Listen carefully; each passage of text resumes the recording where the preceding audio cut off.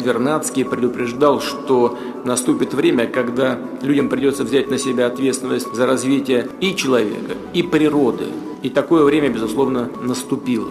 Человечество уже накопило огромное количество экологических долгов. Природно-ресурсный потенциал России, безусловно, имеет планетарное значение и выступает как экологический донор мира, обеспечивая ему почти 10% биосферной устойчивости.